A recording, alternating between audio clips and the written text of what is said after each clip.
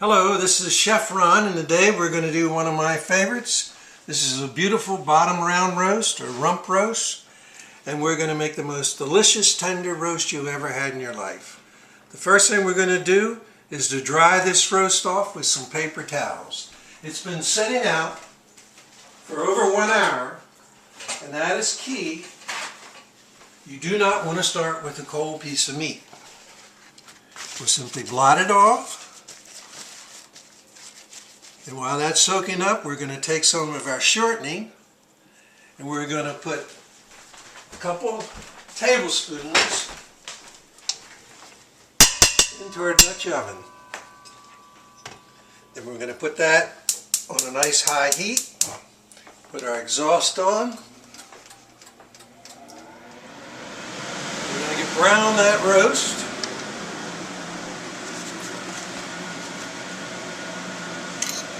All sides.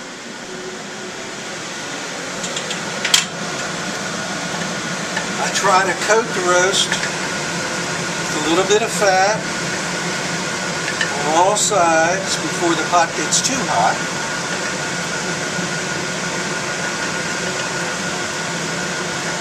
And then we'll just let that start searing. About 5 minutes aside. To the flowers. We've got a bit of garlic powder and some freshly ground coarse black pepper. I've done the other side. That's sufficient at this stage. As you can see, we're starting to develop a nice sear on this. That will seal the juices in. All these nice brown pieces in here, that's going to make us have a beautiful gravy. But we got to pour off that grease first. So we're going to pick the roast up, flip it aside, shut our flame off. We're finished with this part of the cooking. We're going to transfer it to the oven as soon as I get the grease poured. We're going to put a roast back in, and we're going to put the fat side up.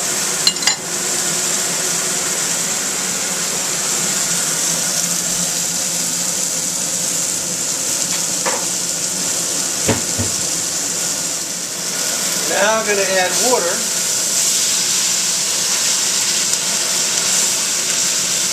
So the roast is pretty well covered.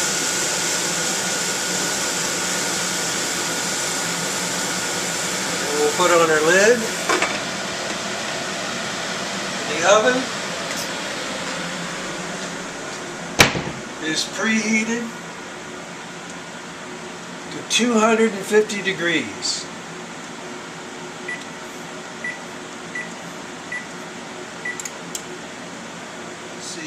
Once I get it in where it's sitting. And the roast is in its oven, and we're getting ready to start her up and let her go for about 4 hours. We're now finished our baking, almost 4 hours. We're taking this beautiful tender beef out, shutting the oven down,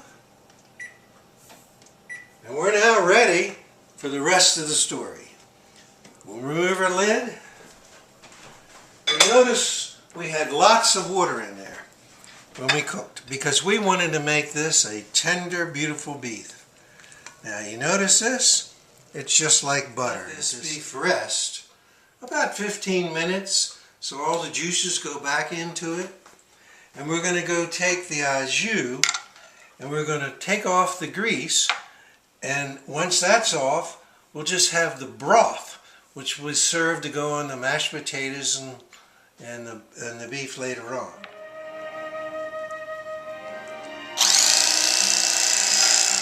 Great. Beautiful.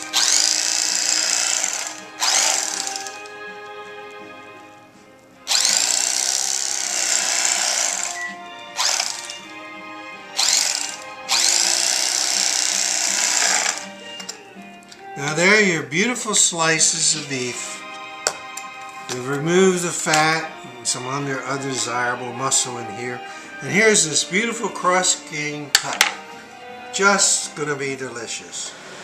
I'm scooping up the au jus, pouring it into a grease separator.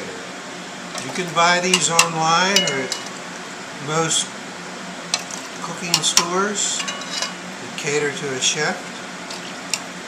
Once we put that in there, we just let it sit and the grease will rise to the top. And remember, we've already removed most of the grease.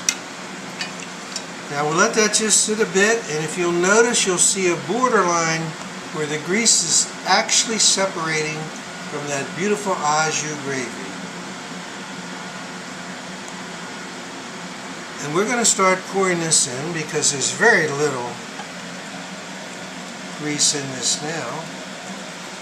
And that'll be our au jus that we serve for the dinner.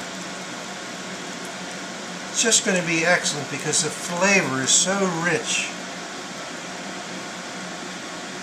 That pretty much does it. We have a little bit of grease, very little left in there that we'll dispose of. Now I'm going to take the beautiful slices of the cross-grain cut, put them on the platter that we're going to take so people can take the size and what they want off of it.